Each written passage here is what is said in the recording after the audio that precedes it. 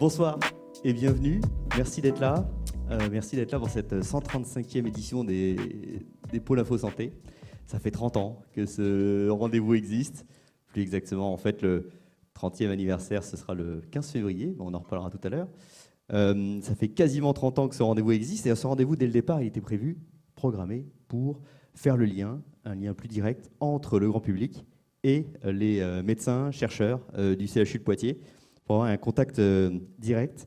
Et ça fait 30 ans que ça marche bien. Ce soir, nous allons aborder un sujet sensible, surtout pour les parents. Ce sont les brûlures dont peuvent être victimes les enfants.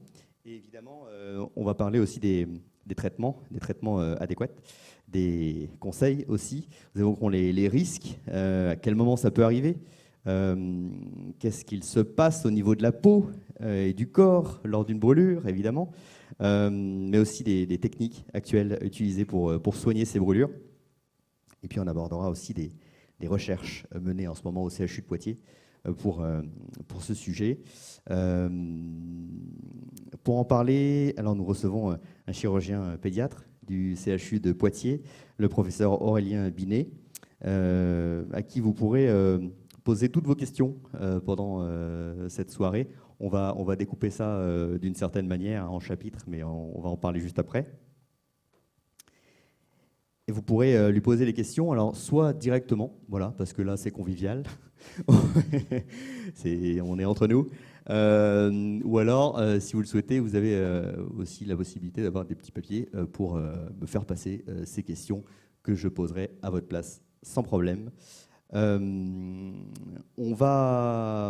vais passer la parole à notre expert dans un instant, mais avant, je voudrais qu'on joue un petit peu, qu'on fasse un petit quiz, histoire de faire le point sur vos connaissances concernant ce sujet. C'est pas de peau, j'aime bien. Le quiz, alors voilà, vous avez des petits cartons verts, et si vous le retournez, il est rouge. Alors ce qu'on va faire, c'est que le vert, ça va être vrai, et le rouge, ça va être faux. On est dans l'interaction. Et il y a quelques petites questions comme ça. Et alors l'idée, c'est que je vous les reposerai à la fin. Et vous, comme ça, on verra si vous avez appris des choses ce soir. La première question, voilà, vous pouvez la lire en urgence. Il est possible d'appliquer du dentifrice sur une brûlure en attendant les secours. Est-ce que c'est vrai ou faux selon vous? Là, on est plutôt sur une tendance de faux. Hein? Voilà, on reverra tout à l'heure si ça a changé. Deuxième question, il faut toujours percer les plictènes, ces fameuses ampoules ou cloques qu'on voit apparaître au moment des brûlures. Là, on est sur une tendance de faux aussi. Bon, on verra aussi ce que ça donne. Et troisième question, un antibiotique contre le staphylocoque sera mis en place précocement à chaque brûlure. Qu'est-ce que ça vous inspire? Ah, là, c'est plus discuté, là, quand même. C'est plus... Voilà, il y a quand même une majorité de vrais, mais il y a aussi quelques faux. On verra comment ça évolue à la fin. Alors, c'est parti. Professeur Binet, on va faire ça en deux temps, plutôt. Une première partie sur la prise en charge des brûlures chez l'enfant. Et ensuite, on verra la suite. Voilà. Et à chaque fois, on pourra, entre les deux parties, en fait, on pourra prendre quelques questions, parce qu'il y en aura sûrement. Je vous laisse la parole. Merci beaucoup. Je vous propose de continuer de mettre le feu à l'ambiance avec quelques questions du quiz. Il y avait également boire de l'eau de Javel dans le cadre des brûlures de l'enfant. Est-ce que pour vous, une ingestion de Javel, de caustique, c'est une brûlure? Il y avait également, dès que je constate que mon enfant a bu à la bouteille de l'eau de Javel, je me dépêche de le faire vomir pour vider son estomac. Ok. Et un accident domestique est si vite arrivé.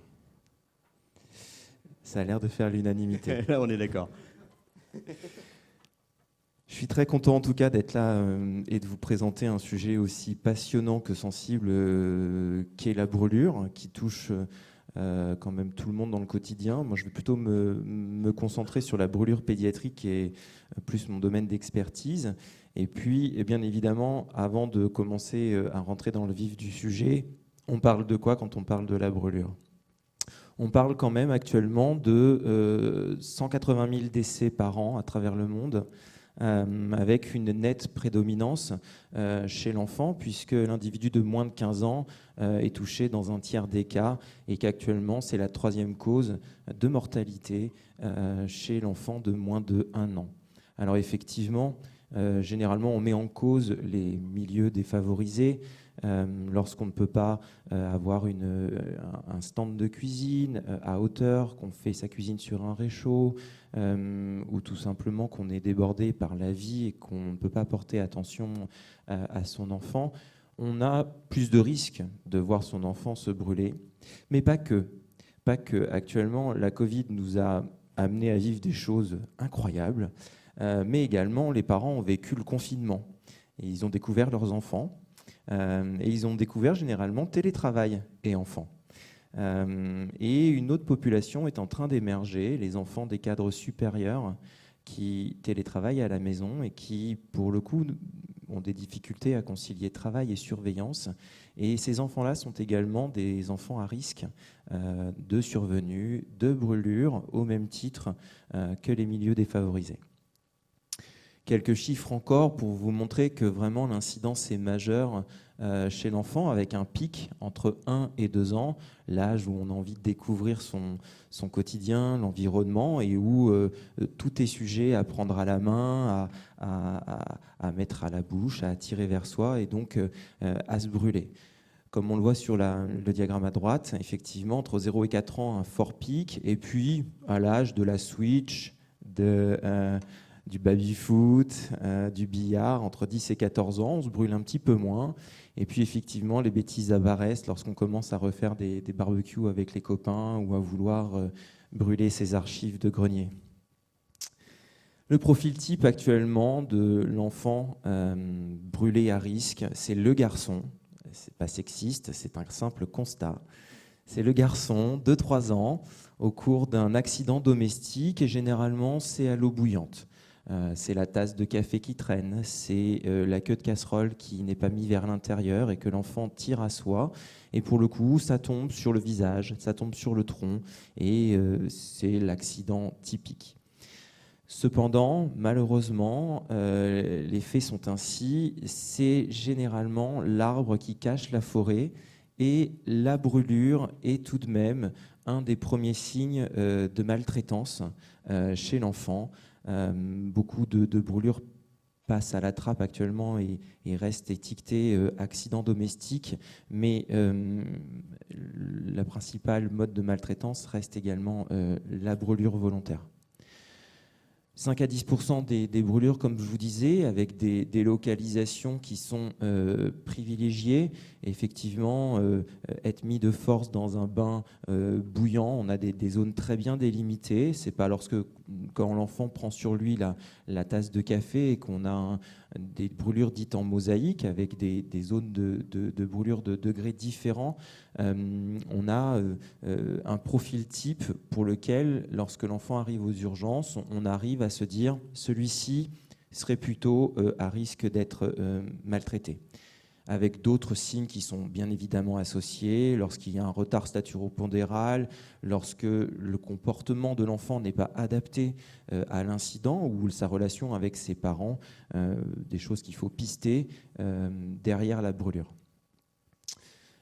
Il y a évidemment l'importance du volet médico-social, de la précarité, et puis on arrive sur un autre chapitre qui n'est pas celui d'aujourd'hui, qui est l'enfant en danger et qui va nécessiter une prise en charge médico-sociale en parallèle de la prise en charge de la brûlure. Bien évidemment, qui dit parler de chiffres impose de la prévention, et on peut pas faire sans. Une collègue dans le nord de la France qui, avant la saison des barbecues, a fait une intervention sur France 3, a vu des brûlés graves réduits à peau de chagrin sur la période estivale, en ayant martelé les conseils de mettre à distance du barbecue, faire attention aux enfants en bas âge en ces périodes.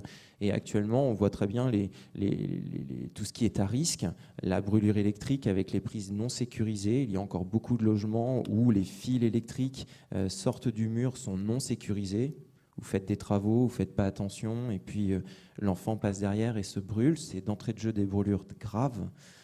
Bien évidemment, la tasse de café qui traîne, la queue de casserole, les ingestions de caustiques rangées sous l'évier à hauteur de l'enfant qui va pouvoir ingérer et se brûler l'œsophage. Et puis le fer à repasser qu'on laisse, la chaudière mal réglée, avec l'eau qui sort à des températures qui sont dangereuses pour la peau de bébé. Si on rentre dans le vif du sujet et qu'on revient juste aux fondamentaux, on va se cantonner aujourd'hui sur les brûlures dites thermiques. On ne va pas mettre les brûlures caustiques. Donc on va parler du principal organe qui est la peau, un organe fabuleux qui fait en moyenne 1,7 mètre carré et qui va nous permettre, au-delà de notre apparence physique et esthétique, nous permettre une protection mécanique contre les agressions du quotidien, nous permettre de lutter contre les radiations lumineuses. Le soleil est un irradiant, et la peau nous en protège.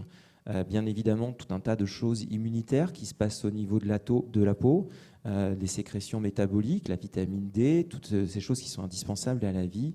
Mais également, il joue le rôle de thermorégulation. Hein. Le gras est un excellent isolant. Il nous permet de maintenir notre température corporelle. Et puis, tout ce qui va être la sensibilité épicritique, tactile, pour aborder notre quotidien. Lorsqu'on fait, sans rentrer dans les détails, mais trois grands espaces, l'épiderme, le derme et l'hypoderme, ce qu'on appelle le tissu sous-cutané de soutien. Grosso modo, dans l'hypoderme, le gras, l'isolant, l'affluence de toutes les structures vasculaires qui vont permettre au derme de se développer, de vivre, et puis l'intégration de toutes les structures sensibles pour appréhender son quotidien. Le derme, et puis une jonction, la jonction basale, où on va avoir une sécrétion, une synthèse de cellules qui vont se détacher pour former l'écaille qui va être notre couche externe au niveau de la peau. En fonction de l'ensemble de ces structures, il y a des degrés de brûlure qui se dégagent. Grosso modo, le premier degré, où on va avoir une atteinte de l'épiderme, c'est des cellules mortes, l'épiderme. C'est pas grave. Ça correspond à quoi, grosso modo? Ça correspond au coup de soleil. Le coup de soleil, dans le cadre de la brûlure médicale, sans kikinant, hein, bien évidemment, il y a beaucoup de gens qui consultent aux urgences pour ça, mais on ne va pas le compter en zone grave dans le cadre de la brûlure. On la néglige puisque de toute façon, ça va cicatriser. Et pour la faire cicatriser, il y a besoin de quoi? Il y a besoin de gras. On met du gras. Donc généralement, les plus connus actuellement, lorsqu'on va en pharmacie, c'est la biafine, c'est la flamazine, mais on peut prendre un émollient type Cicaplast qui a l'avantage également de combiner une protection solaire si on rajoute dessus la protection solaire en un seul produit. Le deuxième degré, on a donc une brûlure plus profonde qui va dépasser l'épiderme et qui va toucher la couche qui va fabriquer l'épiderme. Et donc là, on est sur les cellules qui vont produire vraiment l'enveloppe externe de la peau, et c'est là où ça devient plus embêtant, c'est-à-dire que si on touche l'intégralité de ces cellules, on ne va plus avoir possibilité de régénérer la peau avec toutes les difficultés qu'on va avoir dans la cicatrisation. En fonction de l'étendue sur le derme, on va avoir un aspect visuel différent. Là, vous voyez, à partir du moment où on est dans le deuxième degré, on a ce qu'on appelle les petites flictènes qui apparaissent, qui sont le décollement de la jonction entre épiderme et derme, ce qu'on appelle les cloques, et qu'on a envie de mettre à plat et qu'il faut mettre à plat. Sauf dans une localisation qui sont au niveau des mains. Il faut qu'on les tolère pendant 48 heures. La justification simple, c'est que c'est une zone glabre, sans poils, et donc le risque infectieux est limité. Alors que si on laisse les flictènes en zone poilue, eh ben, la flictène peut s'infecter, et donc la prise en charge devient tout de suite beaucoup plus compliquée. Ici, on voit donc la flictène, une percée, une pas percée, et puis ce qu'on appelle vraiment la brûlure mosaïque, avec la coexistence d'une brûlure de deuxième degré, à côté de premier degré, et puis quelque chose qui ici est assez simple, qui va cicatriser en moins de 10 jours. Et puis, bien évidemment, on va ensuite, si on a l'intégralité de l'épaisseur qui est brûlée, on est sur du troisième degré, et là, une prise en charge chirurgicale va être obligatoirement nécessaire. On se cantonne à ces 3 degrés. Il existe dans la littérature un 4e degré qui est la carbonisation, et Dieu soit loué, on ne le voit pas souvent. Grosso modo, en résumé, le 1er degré, on s'en fiche, on met du gras et ça va cicatriser en moins de 10 jours, c'est le principal. Le 2e degré superficiel, pareil, il cicatrisera en moins de 10 jours. Celui qui nous pose le plus de soucis, c'est le 2e degré profond. Plus on va tendre vers le tissu sous-cutané de soutien, puisque c'est cette zone-là qui va être un challenge pour pouvoir être cicatrisé au mieux avant 14 jours. Si ce n'est pas cicatrisé au 14e jour, il faudra qu'on trouve un artifice chirurgical pour le fermer. Et le 3e degré, ce sera obligatoirement de la chirurgie. Ce qui nous intéresse quand on est brûlé, et quand on est brûlé chez l'enfant, c'est la surface qui est brûlée. Juste pour vous montrer ici que la fameuse tasse de café qui est posée ici et que l'enfant va tirer, la première chose qu'il va exposer pour recevoir cette tasse de café, c'est son visage. Nous, adultes, tête et cou, 9% de surface corporelle. Chez l'enfant, par exemple ici, à la naissance, on est à 9,5 multiplié par 2, 19%. Un visage de bébé complet, une tête complète de bébé, c'est 20% de surface corporelle. C'est extrêmement important avec un pronostic vital qui est obligatoirement engagé. Bien évidemment, quand on parle de brûlure, chez l'enfant qui va bien, tout va bien, on prend en charge que la brûlure, mais dès qu'il y a des comorbidités qui se surajoutent, le diabète ou tout un tas d'autres maladies, la prise en charge de la brûlure va être un peu plus compliquée. Et puis, bien évidemment, la nature de l'agent qui brûle est également quelque chose à prendre en compte. C'est pas pareil de se brûler avec de l'eau chaude qu'avec de l'huile. Vous êtes brûlé à l'eau chaude, vous pouvez rincer à l'eau froide. Rincer de l'huile, c'est plus compliqué. L'huile de la friteuse, elle colle. C'est plus difficile à rincer. Et plus c'est en contact avec la peau, plus ça va brûler profondément. On ne parle pas bien évidemment de la soude caustique, de l'acide qui a encore une autre action. Et puis bien évidemment le contexte global. Lorsque vous êtes brûlé dans un incendie, même si vous êtes brûlé à 1%, le fait d'inhaler les vapeurs toxiques font que le pronostic de votre brûlure va être un peu plus compromis. Lorsque on est brûlé, qu'est-ce qu'on va faire dans la prise en charge ? Il y a la prise en charge immédiate. Qu'est-ce que je fais tout de suite, sur le moment ? Puis, il va y avoir la phase de cicatrisation. Qu'est-ce que je vais faire le temps que la peau se ferme ? Puis, il va y avoir la phase de cicatrisation à moyen terme. La peau qui cicatrise, elle peut être fermée en 10 jours, mais localement, les remaniements se font chez l'enfant entre 12 et 18 mois. Donc, il faut accompagner cette brûlure pendant 12-18 mois, le temps que la cicatrisation mature. Et puis ensuite, il va falloir continuer à accompagner cet enfant au long cours, puisque la peau brûlée ne va pas grandir en même temps que l'enfant. Dans la prise en charge immédiate, on revient pour le coup à notre loulou qui tire la tasse sur lui. Et là, qu'est-ce qu'on fait ? Alors bien évidemment, beaucoup de mamans vont se retrouver. Qu'est-ce que je fais à ce moment-là ? On n'hurle pas, on garde son sang-froid, on tente et il faut sécuriser les lieux. C'est-à-dire que bien évidemment, à partir du moment où il y a une brûlure, il faut arrêter l'agent incriminé, il faut couper l'eau chaude. Il ne faut pas hurler autour et le laisser bien évidemment sous l'eau chaude. J'ai dit extraction de milieu hostile, mais ça peut être la brûlure avec le barbecue, avec n'importe quoi. Il faut absolument l'en extraire, notamment lorsqu'on a des brûlures chimiques, avec se renverser de l'eau de javel sur soi, dans les yeux. Il faut absolument retirer l'eau de javel et puis rincer abondamment pour pouvoir limiter le contact. Il y a bien évidemment une brûlure qui est à part, qui est la brûlure électrique, avec, avant de retirer la personne qui est en train de s'électrocuter, couper le disjoncteur. Ça ne sert à rien d'être à deux sur la source électrique. Donc le réflexe voudrait d'y aller tout de suite, mais il faut faire autrement. Donc on sécurise les lieux en lien avec l'agent responsable de la brûlure. Il faut refroidir la brûlure avec la règle des 3-15. On se met à 15 cm d'une source d'eau qu'on fait couler à une température de 15 degrés, grosso modo de l'eau froide, et cela pendant 15 minutes. 15 minutes, c'est long.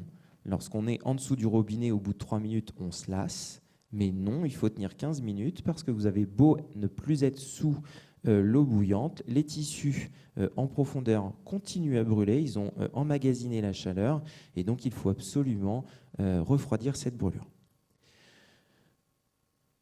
Il faut un emballage de propreté. Ce n'est pas le moment sur place de vouloir se lancer sur un pansement un peu sioux. Il faut absolument faire un emballage propre et puis venir consulter aux urgences pour voir ce qu'on fait de cette brûlure. Dans les cas des caustiques, bien évidemment, lorsqu'on ingère de la javel, on serait tenté de faire vomir l'enfant. On ne fait surtout pas vomir l'enfant. La javel ingérée a déjà brûlé l'œsophage. Lorsqu'on fait vomir, il repasse de l'autre côté et rebrûle une deuxième fois. On reste dans ces conditions et on vient tout de suite aux urgences sans faire vomir l'enfant.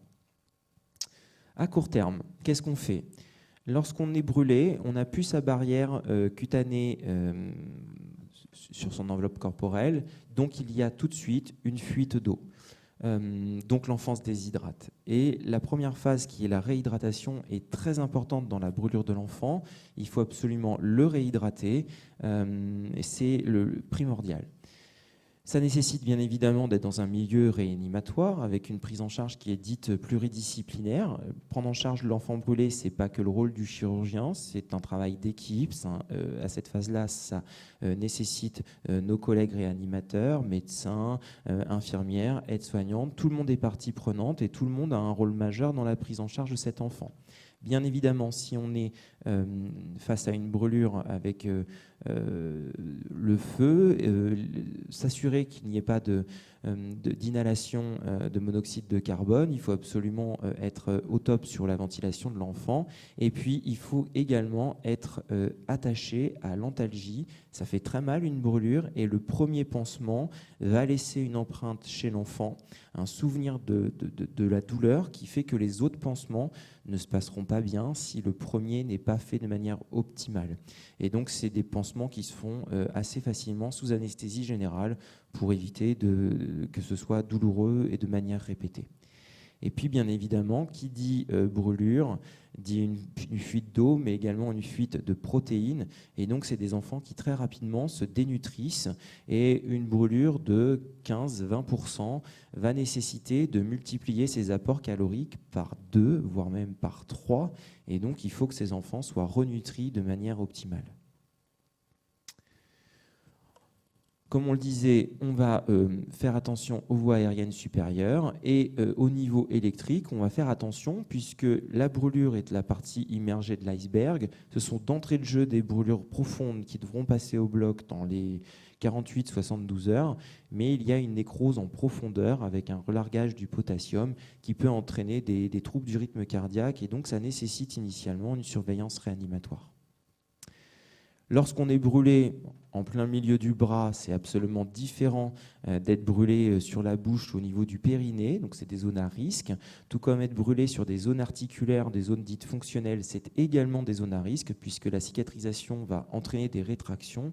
Et donc le challenge va être d'autant plus élevé lorsqu'on est sur des brûlures dites sur zone fonctionnelle.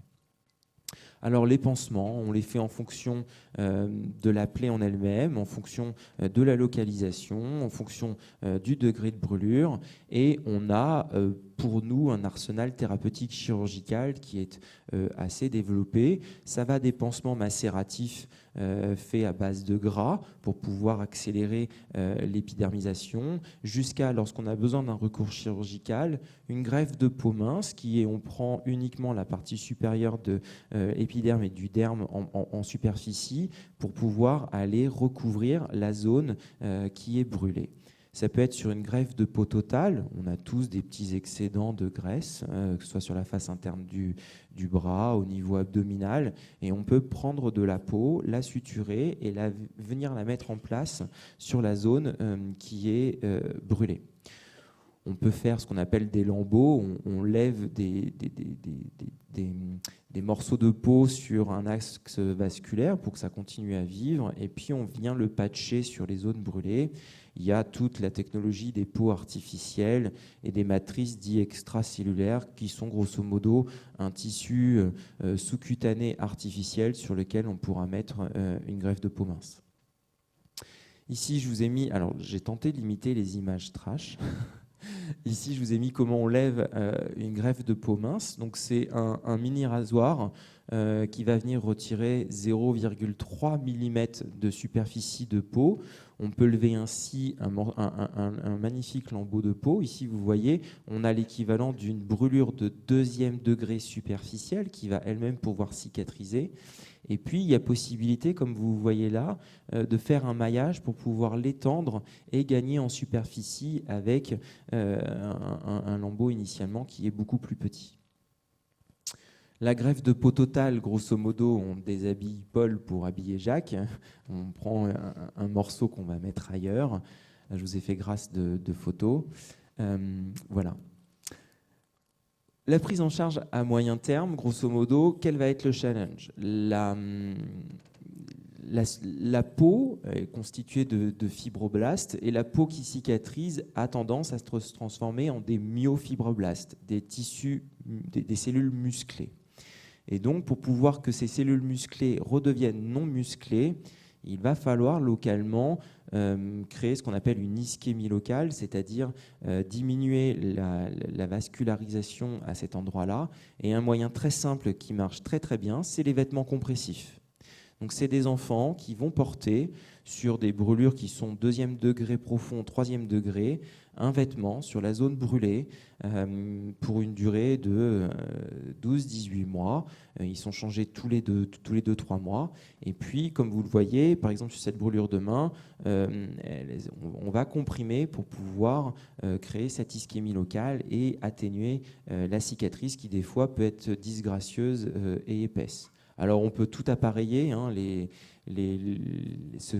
laboratoires qui commercialisent les vêtements compressifs ont tous les artifices pour pouvoir faire accepter à l'enfant son vêtement. Là, je vous ai mis les petites décorations, mais il existe plein de choses et l'enfant adopte volontiers son vêtement. Il y a le massage pétrissage cicatriciel qui est le passage obligatoire pour toutes les brûlures, mais également pour toutes les cicatrices, quelles qu'elles soient. Une cicatrice, à la base, va avoir tendance à adhérer au plot profond. Donc, on fait ce qu'on appelle le massage pétrissage cicatriciel. Ce n'est absolument pas le massage détente du spa qu'on pourrait faire pour se détendre. C'est vraiment le palpé roulé pour décoller les plans de peau.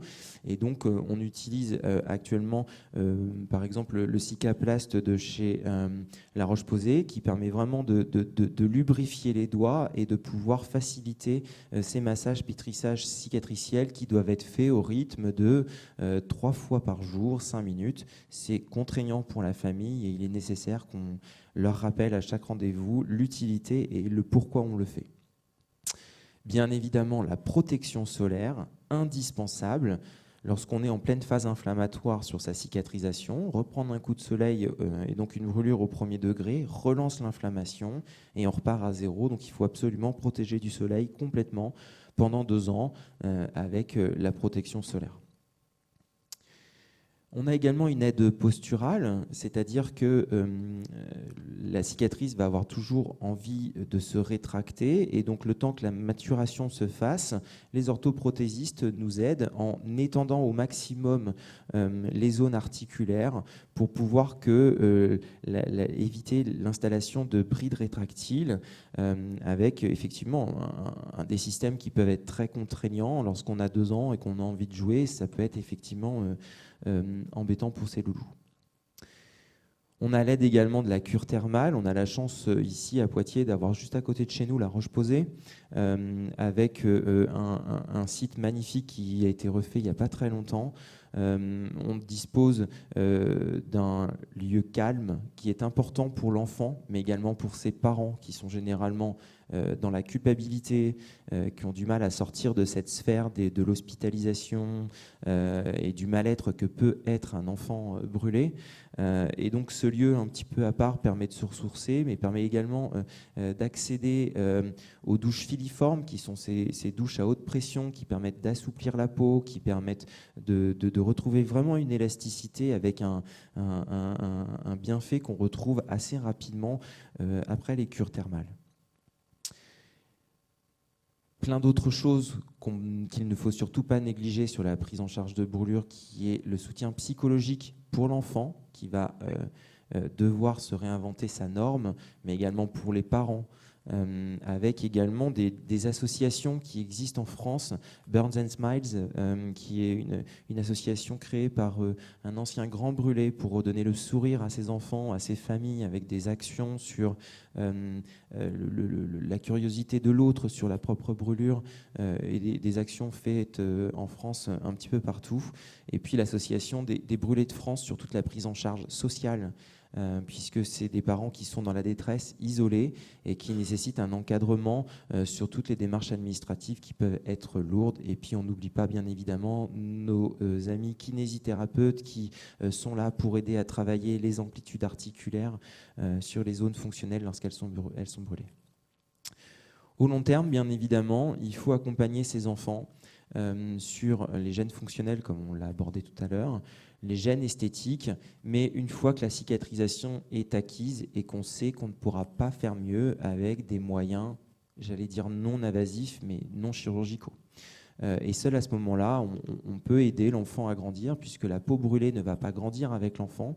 Il va falloir lui donner de la souplesse, couper des brides, refaire des greffes de peau pour allonger des endroits de peau fonctionnels qui ne laissent pas la liberté de certains mouvements. Ici, je vous ai mis un exemple avec une brûlure en zone fonctionnelle sur un bras. Comme vous pouvez le voir, c'est cicatrisé définitif. Et puis, on a ici l'ensemble des brides rétractiles qui empêchent d'étendre le coude, malgré les orthèses, malgré les massages. Donc, ce qu'on va faire, on va bien évidemment libérer la bride. Ici, vous avez tout le tracé de l'incision. On va inciser, et puis vous voyez que cette petite incision va tout de même libérer une énorme zone qui n'a pas pu progresser avec la croissance de l'enfant. On met une matrice artificielle pour pouvoir faire un tissu sous-cutané qui donne de l'élasticité. Lorsqu'on met une greffe de peau mince directement sur une structure où il n'y a pas le tissu sous-cutané, on n'a pas cette souplesse de la peau, et donc on ne va pas améliorer l'ouverture et la fonctionnalité du membre. Et puis au-dessus de cette matrice, on met une greffe de peau mince, comme vous pouvez voir, qu'on a maillée pour pouvoir gagner en superficie. Et puis ici, le résultat qui, pour nous chirurgiens, est magnifique, avec uniquement une petite zone ulcérée centrale qui va finir de cicatriser de façon sympathique. Alors c'est vrai qu'en consultation, quand on dit aux parents c'est magnifique, on n'a pas la même appréciation du mot magnifique, mais là, croyez-moi, c'est magnifique. Tout ça pour vous résumer que le challenge en chirurgie pédiatrique, c'est pas d'être satisfait lorsque l'enfant est sorti de tout ce cercle de cicatrisation. Notre véritable satisfaction, c'est lorsqu'il est à l'âge adulte, qu'il peut vivre une vie épanouie, que ça fonctionne bien et qu'il n'est pas embêté.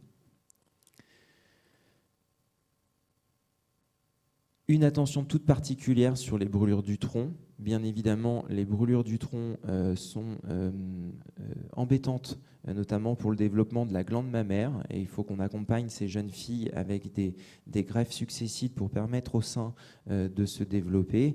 Et puis, on ne néglige absolument pas l'impact que peut avoir cette brûlure sur le développement de l'enfant globalement et son insertion sociale. Merci pour cette première partie.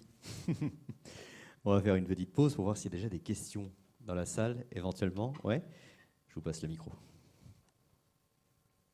Alors déjà, merci. Et j'aurais une question, c'est par rapport aux brûlures qui touchent le thorax ou les voies supérieures.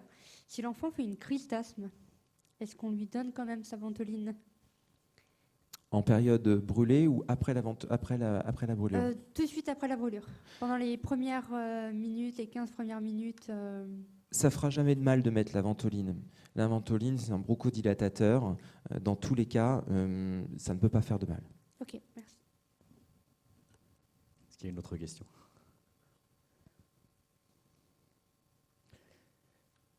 Non ? Les plictènes, quand on les perce, ça fait des marques, forcément ? Est-ce que... Ouais, ça fait forcément des marques. C'est ce qui fait hésiter les gens, à mon avis aussi, à le faire. Mais il faut le faire, ça c'est sûr. Mais ça fait peut-être des marques après ? Alors la flictène ne fait pas de marque. La flictène signe le 2e degré superficiel. De toute façon, la peau qui est décoller, elle ne reprendra pas. Voilà, d'accord. Donc elle va tomber toute seule. Ok. Disons que lorsqu'on est par exemple sur la plante des pieds ou la face interne des mains, elle peut jouer le rôle de pansement biologique, Oui. pas plus de 48 heures. Mais c'est surtout qu'on le sait tous, hein, on a une ampoule, on la garde, puis on se dit ah, elle me gêne, on met un petit coup dedans, et au moment où on l'a percée, on a mal. Et le fait de tolérer la Flicten 48 heures, c'est un peu plus facile pour la douleur, mais surtout on sait qu'on prend peu, voire pas de risque infectieux par rapport à une autre zone où clairement, là où il y a des poils, on a plus un risque de réservoir de germes et que ça vienne infecter l'intérieur de la Flicten. Ouais. D'accord.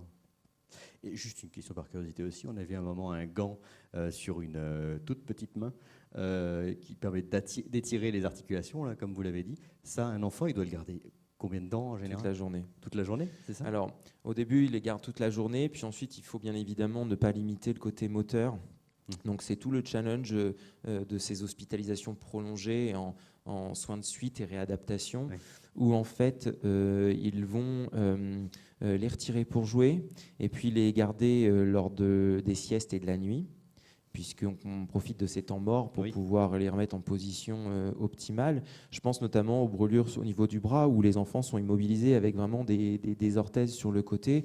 On les retire pour qu'ils jouent, puis dès rapidement, dès qu'il y a un temps mort, on les remet. Ouais. Oui, d'accord. Ouais. Ok, C'est un petit parcours de combattant, hein, clairement. je veux bien le croire. Je vous donne le micro. J'avais une autre question que j'avais oubliée. Est-ce qu'il y a un impact sur le système nerveux pour certains degrés? Et si oui, est-ce que cet impact est permanent, temporaire ou un peu les deux? C'est une chouette question. En fait, ce qui va définir le 2e degré profond, voire le 3e degré, c'est l'absence de douleur. Un enfant qui vient avec une brûlure et qui pleure parce qu'il est douloureux, ça ne fait pas plaisir aux parents, mais c'est très rassurant pour nous. Ça veut dire que la brûlure est peu profonde. Lorsqu'on fait le pansement et que l'enfant n'est absolument pas douloureux, c'est que la brûlure est profonde et donc les terminaisons nerveuses sont brûlées. Et c'est un fait qu'on a beau remettre une greffe de peau mince, l'acquisition de la sensibilité épicritique, faire la différence entre le toucher, entre c'est chaud, c'est froid, sera moins bonne à ce niveau. Ça aussi, c'est contre-intuitif. Hein. C'est des choses comme ça. C'est assez fou. Bon, deuxième partie. Deuxième partie, toujours avec vous, professeur Binet, sur les différentes techniques, l'actualité, hein, différentes techniques d'intervention pour soigner et réparer les brûlures. Et puis un aspect sur la recherche aussi. Je vous laisse la parole. Pour l'actualité, je voulais vous parler de choses qui se disent dans les médias et qui sont effectivement l'avenir de la prise en charge de l'enfant brûlé. Actuellement, une brûlure, on nous a tous appris à la prendre en charge avec des pansements dits macératifs. En d'autres termes, il faut que la brûlure soit grasse pour pouvoir relancer l'hyperdermisation. Donc on met un tulle gras, de la flamazine, un corps gras, et puis on laisse ces pansements macératifs qu'on refait toutes les 48 heures sous anesthésie générale, le temps que la cicatrisation soit acquise. Actuellement, se développe la technique du séchage à l'air. On laisse les brûlures à l'air libre. L'arrière-pensée est de constituer une croûte, comme on a tous lorsqu'on s'écorche un genou en tombant du vélo, et que cette croûte protège la brûlure, évite les fuites protéiques, et en théorie, au 10e jour, lorsque la croûte tombe, la cicatrisation est acquise en dessous. Si elle ne tombe pas ou que la cicatrisation n'est pas acquise, on sera en phase où il faudra greffer. Il y a des avantages. L'avantage, c'est de ne pas refaire le pansement. Bien évidemment, le fait de refaire le pansement, ça peut être douloureux. Et il est mis en avant le fait de respecter la physiologie de la cicatrisation en ne mettant pas sur ces brûlures des substances pas peu connues, mais en tout cas qu'on n'aimerait pas poser dessus. Ce qui est juste enquiquinant, c'est que la croûte, c'est douloureux. le temps que se constitue la croûte sur l'enfant brûlé, c'est une zone qui n'est pas couverte, qui est à l'air libre et qui peut faire mal, avec toute la gestion de l'antalgie chez l'enfant. Et on ne résout absolument pas les problèmes d'hypothermie en lien avec cette zone exposée et l'absence de couverture cutanée et les pertes en eau et en protéines qui peuvent s'effectuer. Donc ça nécessite un management d'un point de vue réanimatoire qui est un peu plus armé que les pansements macératifs. Lorsqu'on fait des pansements macératifs, il est possible, si l'enfant est contrôlé, de les faire en externe, d'envisager une sortie à la maison, et on refait toutes les 48 heures les pansements, ce qui facilite la vie des parents et puis également celui de l'enfant. Lorsqu'on est sur une prise en charge à l'air libre, l'enfant doit être hospitalisé pendant toute la durée de cicatrisation, donc 14 jours, en unité protégée, bien évidemment. Il faut éviter de ramener des germes sur sa brûlure. Ce qui est mis actuellement en avant, c'est l'utilisation de lampes à infrarouge. L'enfant est exposé sous les lampes à infrarouge avec une douche qui est quotidienne avec un antiseptique, et puis très régulièrement, toutes les 2-3 heures, il est vaporisé avec un antiseptique local pour pouvoir éviter la surinfection de cette zone exposée. La croûte, généralement, est obtenue en quelques jours. Elle doit être surveillée pour être certain qu'en dessous de la croûte ne se forme pas un abcès, qu'il n'y ait pas de complications. Et puis, le bain, la douche étant refaite tous les jours, il y a une surveillance de ces zones brûlées. Et lorsque la croûte tombe et que ce n'est pas cicatrisé, une indication à réaliser une greffe de peau à ce niveau. Quelques exemples que j'ai pris de ma collègue du CHU de Bordeaux qui réalise cette technique, le docteur Lout, qui nous propose un cas avec le petit Tom qui a 2 ans, qui a une brûlure thermique avec une surface corporelle brûlée de 10%. Ici, comme on peut le voir, les flictènes ont été mises à plat, c'est nettoyé, et on voit le sous-sol est rosé. On est donc sur un 2e degré superficiel avec des choses qui sont en mosaïque, notamment sur le visage et sur le tronc. À J3, on voit se former la croûte qui commence à adhérer sur la brûlure. Comme on voit très bien ici la réaction de l'enfant qui s'est protégé. L'enfant s'est remis en flexion, donc on a les zones de pli au niveau du coude qui sont épargnées, au niveau du poignet, et puis l'installation de cette croûte progressive qui va laisser place au 6e jour à déjà des croûtes qui vont se lever spontanément sur des brûlures moins profondes. Les brûlures 2e degré superficielles vont ainsi se décoller en premier, et puis on va obtenir un résultat ainsi au 10e jour où progressivement l'ensemble des croûtes vont tomber et vont laisser place en dessous à un tissu qui est cicatrisé, et un résultat qui pour un 10e jour est vraiment super joli. Cicatrisation complète. Alors, nous, on trouve ça toujours très joli. Les parents sont un petit peu affolés. C'est effectivement inflammatoire. C'est cicatrisé. Ça va être inflammatoire rouge. Le plus moche, entre 3 et 6 mois, le pic de l'inflammation. Et puis, progressivement, l'inflammation va diminuer et va redonner une couleur qui va être plus ou moins normale, avec en séquelles parfois ce qu'on appelle des dyschromies, des différences de teinte de peau séquelaires à distance. Jeanne, 3 ans, pareil, une brûlure avec mise à plat des flictènes. À J4, les croûtes commencent à être adhérentes, avec uniquement pour le soulever ici toutes les difficultés que peuvent représenter la réalisation d'un pansement sur le périnée de l'enfant. C'est pas possible, tout comme sur un visage, et l'option de la lampe à infrarouge offre cette possibilité d'accélérer la cicatrisation dans des zones qui peuvent être compliquées. J7, les croûtes commencent à se lever, comme vous pouvez le voir, c'est très joli. Ici, pas complètement, mais là, bon, on a une zone dyschromique qui va se compléter après.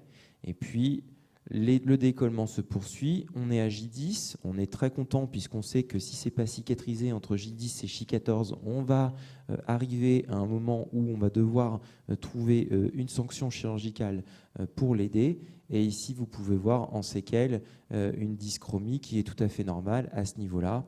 Et là, on a terminé la cicatrisation avec les croûtes qui sont levées et il va falloir passer ensuite à l'étape je prends mon cicaplaste, je masse, je fais mon palpé roulé pendant 1 an, 1 an et demi. Est-ce que la patiente a mal à un moment donné Je pense que là, elle a vécu des jours plus heureux. Évidemment, voilà, c'est ça. Ouais. Après, la douleur passe. Et au niveau des sensations, est-ce qu'elle a là des sensations quand elle, le toucher, la sensation au niveau de la peau? À ce moment-là, les premiers massages ne sont pas très agréables. Et se développe assez rapidement un prurite, ça les gratte. Et ils demandent même le massage parce que le massage les soulage, les massages leur fait du bien. Et généralement, même, on arrive à avoir, même chez le jeune enfant, une autonomie sur le massage parce qu'ils ont un réel bénéfice contre la douleur au massage.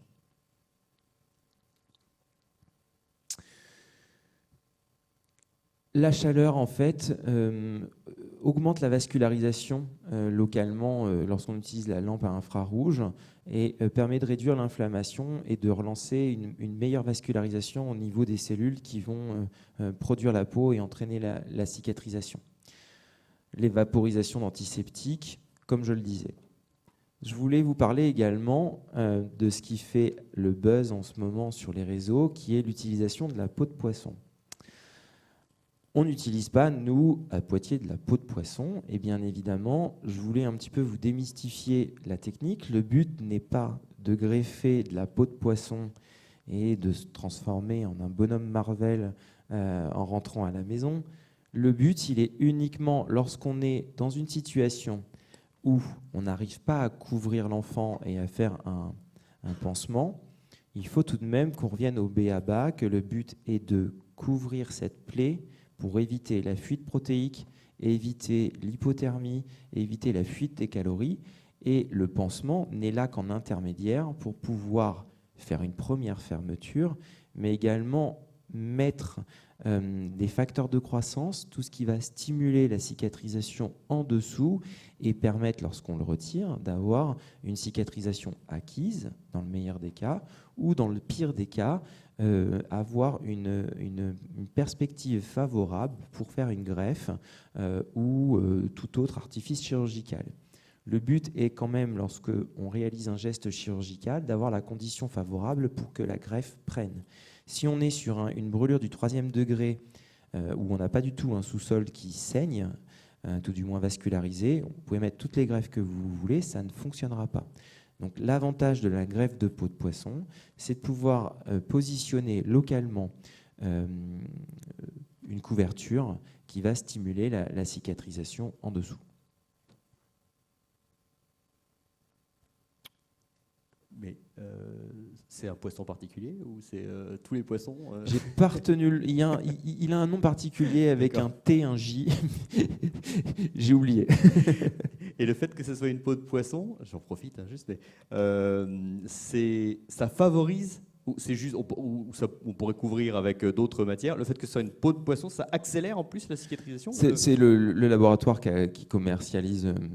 Après, il est possibilité, par exemple, dans le tissu sous-cutané de soutien, d'utiliser du collagène de porc, des choses comme ça. Hein. Il y a d'autres alternatives qui ont été développées. La peau de poisson est actuellement le produit commercialisé. C'est peut-être plus acceptable aussi pour toutes les communautés d'avoir de la peau de poisson que d'autres animaux. C'est vrai, tout à fait. Tac. Petite question sur ça ou... Non, on enchaîne. On enchaîne sur les enjeux. Au-delà de nos frontières, les enjeux actuels sur la recherche, c'est la thérapie cellulaire. Bien évidemment, lorsqu'on a des brûlures qui sont de superficie minime, c'est très facile à gérer. Lorsqu'on est dans des centres avec des grands brûlés à 90%, trouver de la peau pour recouvrir, c'est un énorme challenge. Moi, j'ai eu la chance de travailler auprès du docteur Debuy, Rossin, à l'équipe de Lausanne, qui ont, eux, développé de la thérapie cellulaire en utilisant des cellules fœtales pour pouvoir justement recouvrir les surfaces brûlées et amener les facteurs de croissance humains adéquats qui vont stimuler la cicatrisation sur les zones brûlées. Les cellules ont été utilisées à l'aide d'un don de cellules faites suite à une IVG, où une cellule fétale a été récupérée et mise en culture, et où on a disposé de cellules progénitrices fétales qui ont permis de créer un véritable pansement biologique qui va être positionné sur la peau brûlée. Une énorme expérience dans le domaine de la brûlure, avec tout de même actuellement des difficultés qui sont le transport de ces pansements biologiques qui doivent être stockés à moins 80. Et lorsqu'on décide de prendre en charge un enfant avec ces pansements biologiques, une logistique entre la livraison du pansement et le positionnement sur la surface brûlée qui est assez compliquée. Ça se positionne comme ça, les cercles font les disques environ 15-20 cm de diamètre, sont livrés le jour du bloc, juste au moment où on déballe le pansement de l'enfant, ces pansements, et puis ils sont positionnés, vous voyez ça ressemble à un jambon.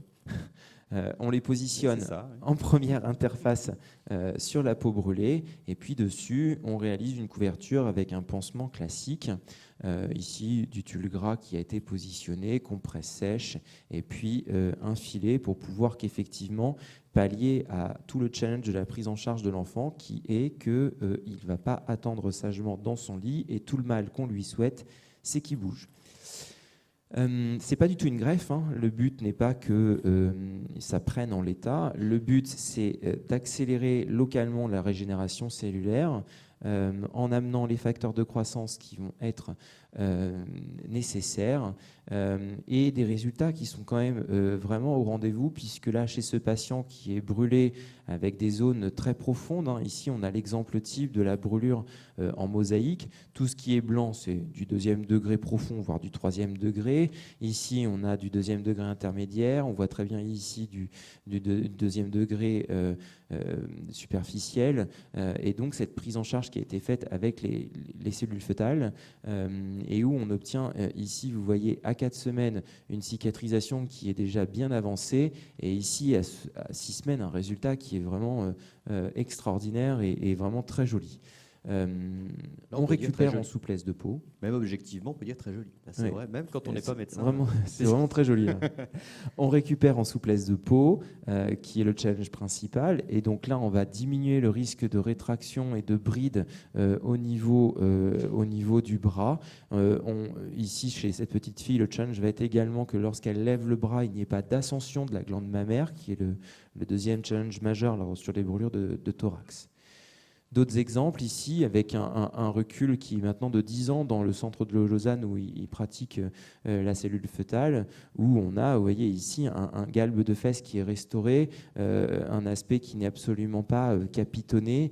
Sur ses doigts, qui est également un challenge, la cicatrisation du doigt, c'est des zones fonctionnelles majeures qu'il faut absolument restaurer, et où ici, on peut voir que les zones articulaires sont parfaites, on ne voit quasiment pas la brûlure, pareil ici. Avec un recul qui est quand même significatif, parce qu'effectivement, lorsqu'on présente ces travaux, la première question, mais c'est vous avez quoi en recul ? Vous avez 1 an, 2 ans, 3 ans, et comme je vous le disais tout à l'heure, le challenge, c'est d'accompagner l'enfant brûlé sur sa croissance jusqu'au bout. Lorsqu'on commence à parler de 9 ans de recul avec une souplesse, on peut dire vraiment il y a un avantage à utiliser les cellules fœtales en pansement biologique. Ça peut éviter la greffe. Il y a eu des 3e degrés deuxième profond, troisième, où on hésitait à greffer, on a fait les pansements qu'on a relevés toutes les 48 heures et l'évolution était vraiment extraordinaire. Alors, c'est pas un rejet puisque c'est pas une greffe. Donc, il n'y a pas de...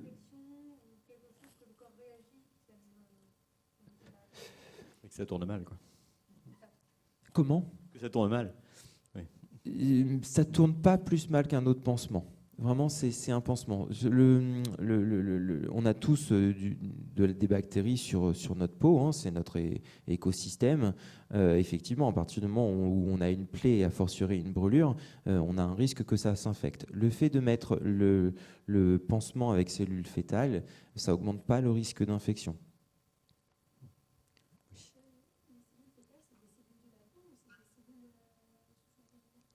C'est pas des cellules souches embryonnaires, c'est des cellules qui sont déjà orientées vers une différenciation de peau.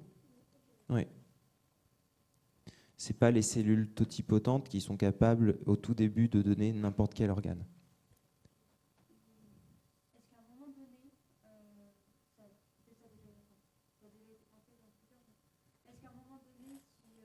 pas possible d'avoir... Ah oui. Pardon, non, en fait, le micro c'est plus pour l'enregistrement, ouais. Parce que finalement on vous entend bien, mais comme ça on vous aura aussi on aura aussi la question. Non, c'est vrai. Si à un moment donné, c'est pas possible pour diverses raisons d'avoir ce pansement biologique, est-ce que en laboratoire dans le CHU où on peut créer avec par exemple les cellules de l'enfant des pansements biologiques de ce genre? Là, c'est des travaux que je vous présente de Lausanne, avec une législation et un cadre éthique qui est différent de notre cadre français. On ne pourrait pas faire ça en France, actuellement dans notre cadre éthique, légal et réglementaire. Par contre, effectivement, il est tout à fait possible de prélever des cellules de l'enfant, de les mettre en culture et de les mettre en greffe après sur l'enfant. Cependant, le temps de culture, il est incompressible, il est de l'ordre d'au moins 3 semaines et il est nécessaire que les affaires soient réglées avant 10-15 jours. D'où le problème qu'il peut y avoir. L'année dernière, en cours, le professeur Mchek nous avait parlé de la possibilité d'utiliser des cellules de prépuce. C'est autorisé en France. Vous venez de me griller ma transition. Ouais. Pardon. Elle était dans le coup, c'est pas possible, elle était dans le coup.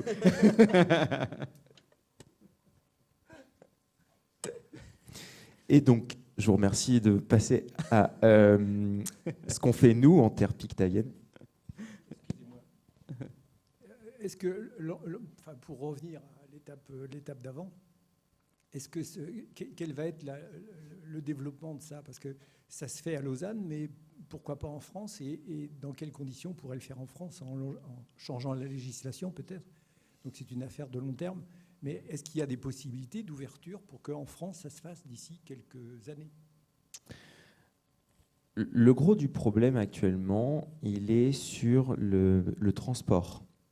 Actuellement, la conception de ce pansement biologique, il est fait à l'EPFL, l'Université de Lausanne, dans le laboratoire où sont stockés des millions de mètres carrés à greffer. Le souci, il est le transport déjà jusqu'au CHUV, au centre hospitalier universitaire vaudois à Lausanne. Actuellement, passer la frontière, c'est logistiquement pas possible encore, et effectivement, c'est le challenge du moment dans le développement du laboratoire. En France, mettre un pansement de cellules fétales avec toutes les autorisations qui doivent être mises quant à la culture cellulaire de ces cellules, rend le projet en l'état pas possible dans le cadre législatif français. Et ce serait pas possible d'utiliser d'autres cellules, comme par exemple les cellules du placenta, qui sont considérées comme des déchets chirurgicaux?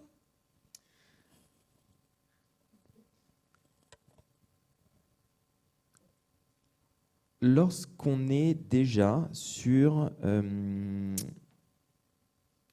sauver un enfant dans le cadre de tumeurs avec l'utilisation du sang du cordon ou tout ça, on est déjà dans des choses très très encadrées. Il faudrait mûrir le cadre légal d'utilisation du placenta. J'avoue que là, clairement, je ne maîtrise pas le sujet assez sur la question. Très bien. Eh bien, on enchaîne sur un autre sujet de recherche en terre pictavienne. En terre pictavienne, avec mon collègue, le professeur Mchek, qui a lancé, pour le coup, comme on l'a évoqué tout à l'heure, la culture avec la peau de prépuce. Effectivement, le prépuce est assez banalisé avec la circoncision, et l'idée était venue de récupérer les peaux prépuciales comme base pour pouvoir faire de la culture cellulaire et les greffer sur les zones brûlées de l'enfant. On n'est donc pas sur le prépuce de Paul pour habiller Jacques, mais le prépuce de Paul pour habiller Paul. Donc c'est de la greffe autologue. Avec des résultats qui sont tout de même assez intéressants, puisque lorsqu'on utilise la peau de prépuce, on a un rendement qui est 5 fois supérieur en termes de culture cellulaire par rapport à de la peau adulte, et donc un fabuleux objet pour la brûlure de l'enfant avec l'utilisation du prépuce de l'enfant, encore faut-il qu'il l'ait encore. Et puis, bien évidemment, des capacités d'expansion qui sont extrêmement importantes à ce niveau-là, avec ce qui a été mis en hypothèse, peut-être la persistance dite de cellules souches au niveau du prépuce lorsqu'on le met en culture. On va mettre les pieds dans le plat tout de suite. Bien évidemment, on est chez le garçon, donc est actuellement à l'étude la recherche chez la fille d'une alternative à un morceau de peau qui pourrait être banalisé pour pouvoir greffer les petites filles. On ne retrouve pas actuellement, en ayant essayé par exemple la peau qu'on utilise en chirurgie plastique, qu'on retire pour les cures d'oreilles décollées, on n'arrive pas à retrouver le même rendement, la même architecture cellulaire en utilisant les peaux d'oreilles, les peaux des hernies inguinales, les peaux de réduction mammaire. On ne retrouve absolument pas le même rendu que les cellules de prépuce.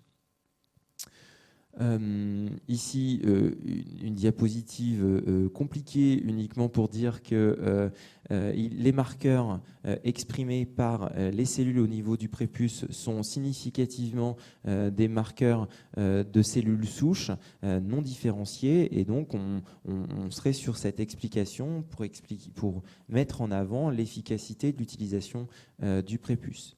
Je vous parlais tout à l'heure d'architecture.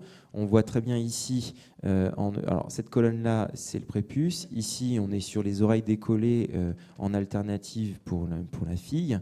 Bien évidemment, ici, on voit très bien, c'est très joli, c'est régulier, c'est parallèle.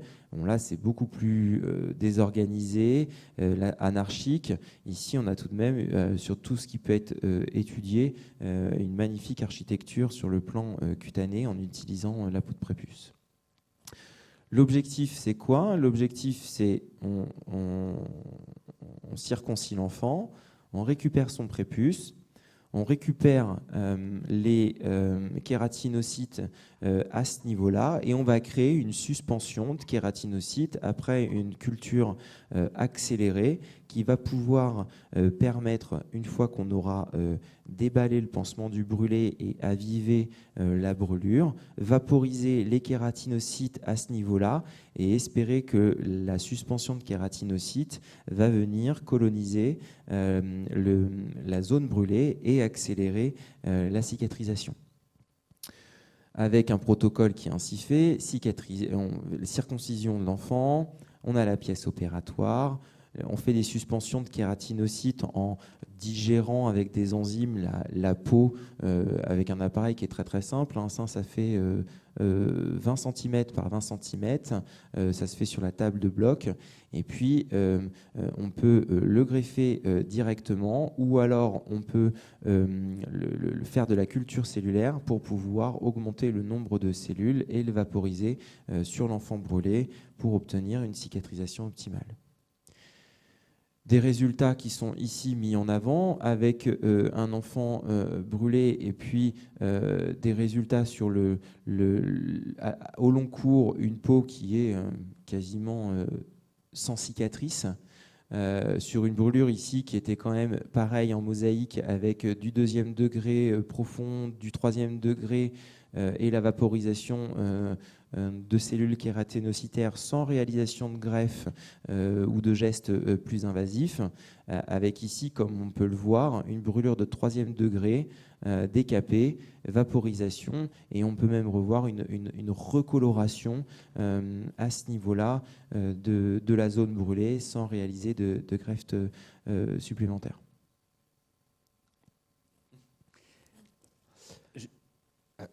Juste avant, sur cet aspect-là, c'est pas magique évidemment. Il faut l'appliquer combien de fois, le spray, quel est le protocole en fait de vaporisation de cette solution-là? Est-ce l'enfant doit le garder sur lui sans y toucher pendant un certain moment? Quel est le protocole? C'est mis en spray et puis par-dessus on refait le pansement. Le pansement dit macératif. Un tulle gras avec, nous on utilise de la flamazine en plus, et puis le pansement est mis en place, un prépuce, une vaporisation, donc c'est en one shot dessus. Une seule fois. Ah ouais, d'accord. Est-ce qu'il y a des questions dans la salle?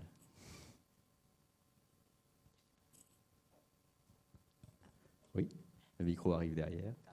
Voilà. C'est par rapport au quiz, justement. On avait vu qu'au quiz, les antibiotiques. Et je ne me souviens pas, enfin, peut-être que vous l'avez dit. C'est vrai, non, moi non plus. Mais je ne me souviens pas d'avoir parlé d'antibiotiques. Ça me rassure, je pensais avoir loupé un épisode, mais j'allais poser la même question. Voilà, d'avoir vu les antibiotiques. J'en ai pas parlé parce que les antibiotiques, c'est pas automatique. Voilà, mais ça me semblait bizarre que ce soit mis en... Mais c'est possible pour certaines maladies, donc c'est pour ça que je me demande. Et surtout pour des enfants, par exemple, qui ont des maladies qui font qu'ils vont très rapidement avoir des infections. Est-ce qu'on va quand même leur donner l'antibiotique ou on va attendre de voir comment ça fonctionne? En fait, l'encadrement la mise en place de l'antibiotique ne doit jamais, quelle que soit l'indication, être faite au hasard. Il faut une documentation. Et donc, à chaque fois qu'on refait le pansement, on fait des prélèvements cutanés, on frotte un petit coton-tige sur l'ensemble des zones pour pouvoir avoir une étude de l'écologie bactérienne et savoir s'il y a une bactérie qui pousse ou pas. Pour cicatriser, on a besoin des bactéries et pas les mêmes. Donc, il faut qu'on tolère la colonisation en bactéries sur la zone brûlée. Ça, c'est le premier point. Le deuxième point, en parallèle, c'est que la brûlure, c'est une maladie inflammatoire. Dans les suites de la brûlure, l'enfant va développer une inflammation qui peut être explosive et il va avoir de la fièvre. Donc, brûlure plus fièvre ne veut absolument pas dire antibiotique, puisqu'il est normal qu'il ait de la fièvre. Donc, ce qui va nous faire dégainer les antibiotiques, c'est fièvre plus des signes associés. Localement, on a des signes de staphylococcie avec des croûtes qui deviennent un peu aspect miel, des taches qui apparaissent, des signes hémodynamiques, un enfant qui va accélérer sa fréquence cardiaque, accélérer sa fréquence respiratoire, qui va modifier son bilan biologique. Tout un tas de signes qui vont nous faire dire cette fièvre, plus les prélèvements qui poussent, plus la non-tolérance à l'ensemble, va nous faire poser l'indication d'une antibiothérapie en fonction du germe qui va être le plus explosif sur le prélèvement. En dehors de ça, on ne traite pas. Et par rapport aux bactéries, vu qu'on a besoin de bactéries pour guérir, est-ce que on pourrait mettre les bactéries qui aident à la cicatrisation sur la peau de l'enfant en cas, par exemple, qu'il y a eu une infection? Plus tard, qu'on lui mette ces bactéries pour lui permettre à l'enfant de cicatriser Pas du tout. Il dispose déjà des bactéries. Il l'a déjà sur son écosystème cutané. Il y a l'évolution de la cicatrice sur le bouquin, et puis il y a ce qui se passe dans la vraie vie. Et c'est bien là le problème. Et puis l'évolution de ces bactéries va justement être en lien avec les stades de la cicatrisation. Si on ne les laisse pas venir naturellement, on ne sera pas au bon moment, et puis on va venir coloniser un certain type par rapport à un autre. On le voit très bien, les cicatrisations qui tardent à se mettre en place, généralement, on a une colonisation avec une bactérie qui ne va pas bien, on met l'antibiotique, ça s'améliore. C'est quelque chose qui se piste à chaque réfection de pansement. Mais en tout cas, l'antibiotique, pas automatique. Donc en fait, les brûlures, c'est vraiment quelque chose qui est très très individualisé. Tout est individualisé. C'est très facile de faire des protocoles et ça donne un cadre de travail. Mais si jamais on pouvait s'en tenir au protocole, ChatGPT nous dirait ce qu'il faut faire le matin. Et dis-nous ce matin ce qu'on fait, et puis nous dirait c'est pas difficile les gars, ce soir, aujourd'hui vous faites ça, ce soir vous ferez ça, et tout irait bien. Et effectivement, il faut savoir des fois aller un peu en dehors du protocole, parce que ça évolue pas toujours, comme dans les livres. Merci. Une autre question là-bas, derrière toi, Christine. Moi, c'est une question surtout sur les données que vous avez prises. Est-ce qu'elles sont accessibles au public, si ça fait partie d'articles cliniques, scientifiques qui sont sortis, où on peut les trouver pour travailler dessus? Tous les articles sont publiés, ils sont sur PubMed ou la Cochrane, mais PubMed, en Suisse, il faut chercher par le nom. Donc c'est Debuyrossin.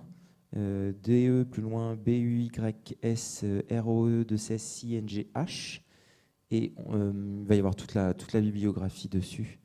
Et puis pour l'équipe de Poitiers, qui est le professeur Mchek, en lien avec le CHU de Poitiers bien évidemment, et également le LITEC, le laboratoire de recherche, si jamais on marque Mchek, MCHEIKJ,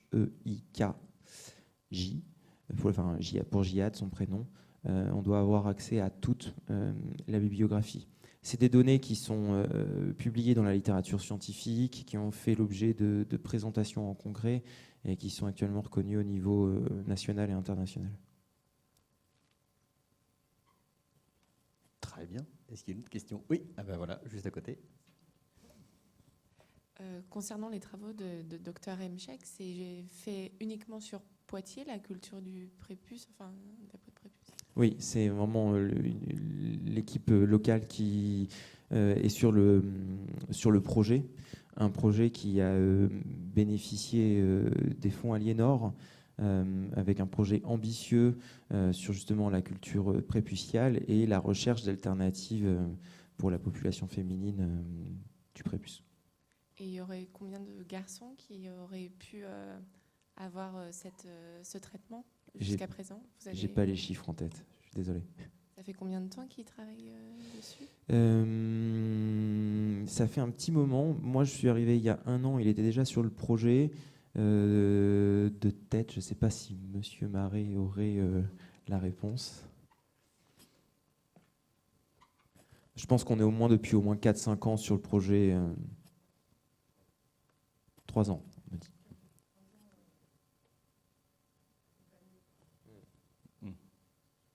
Fonds Aliénor qui est là pour soutenir la recherche médicale au CHU de Poitiers. Une nouvelle question devant, Christine. Alors, on a vu que les enfants avaient un accompagnement ainsi que les parents. Est-ce qu'à Poitiers, la vie à la santé accompagne justement ces enfants brûlés dans le retour à la maison, dans s'habituer à ce corps et tout ça? Oui, qui fait ça? La vie, la santé n'est pas un organisme d'accompagnement à la maison. On y développe des programmes d'éducation thérapeutique et on a le soutien de la vie, la santé pour ça et du CHU de Tours, de Poitiers bien évidemment. On a également le soutien de la Roche-Posay qui nous met à disposition l'équipe d'éducation thérapeutique dont il dispose, les kinés pour l'apprentissage du massage pétrissage cicatriciel. L'équipe pluridisciplinaire, elle n'est pas dans le cadre de la Villa Santé, elle est dans l'enceinte même du CHU, avec les psychologues qui sont là, bien évidemment, pour accompagner ces familles, les écouter. Et puis, il est nécessaire, parce que le temps de l'hospitalisation va prendre fin, le but n'est pas de rester à l'hôpital, d'avoir un lien avec le circuit de ville, puisque c'est des parents et des enfants qui vont être suivis au long cours avec une psychologue en ville.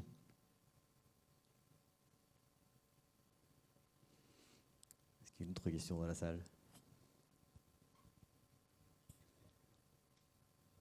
Eh ben, je vous propose d'arrêter là alors. Et oui, voilà, c'est ça exactement. On enchaîne sur les réponses. Les réponses au quiz. Les réponses. Alors ça peut paraître saugrenu, mais bon nombre de parents viennent en ayant enduit leur enfant de dentifrice. Il y a des croyances autour de la mise en place de dentifrice sur les zones brûlées. Donc non, bien évidemment, on ne met surtout pas de dentifrice. On ne met pas de crème fraîche non plus, comme on a pu le voir. Au pire, on met rien, et rien, c'est mieux que le dentifrice. Il faut toujours percer les flictènes. Comme on l'a vu, on peut les percer, sauf sur certaines zones, plante des pieds et paume de main. Les antibiotiques ne sont pas du tout automatiques et ne seront absolument pas mis en place précocement, bien au contraire. Boire de l'eau de Javel fait partie des brûlures. Toute ingestion de produits acides ou de base, bien évidemment, vont entraîner des brûlures caustiques au niveau de l'œsophage, avec tous les ennuis qui vont en découler. Dès qu'on constate que l'enfant a bu de l'eau de Javel, on vient tout de suite aux urgences. On ne fait surtout pas vomir l'enfant pour ne pas créer une brûlure lorsque l'enfant va vomir cette eau de Javel. Et bien évidemment, un accident, comme par définition, c'est bête, c'est vite arrivé. Les parents vont se culpabiliser, mais ça peut arriver à tout le monde, surtout en pédiatrie. 30 secondes, 2 secondes d'inattention et la bêtise est faite. Je vous remercie sincèrement pour votre attention. Merci beaucoup, professeur Binet. Je vous propose d'applaudir notre expert, notre intervenant, s'il vous plaît. Merci beaucoup. Je suis sûr que vous avez appris plein de choses ce soir. Et c'était top de vous avoir, professeur Binet. Merci beaucoup. Juste avant de finir, je vous invite à remplir le questionnaire que vous avez eu avec vous, devant vous, à côté de vous. Questionnaire de satisfaction, mais qui sert aussi à nous donner des idées de thèmes. Pourquoi pas et le déposer à la sortie. Et puis, voilà, le prochain rendez-vous, prochain pôle Info Santé, c'est le 15 février. Et on abordera la médecine du sport, de la prévention à la performance. Et il y aura peut-être des petites surprises aussi, parce que c'est le 30e anniversaire et que du coup, peut-être il y aura un gâteau, peut-être il y aura des trucs de fou, des bougies. Mais évidemment, on fera gaffe aux brûlures avec les bougies, encore une fois. Voilà, évidemment, c'est le thème. Merci de votre attention et bonne soirée à vous.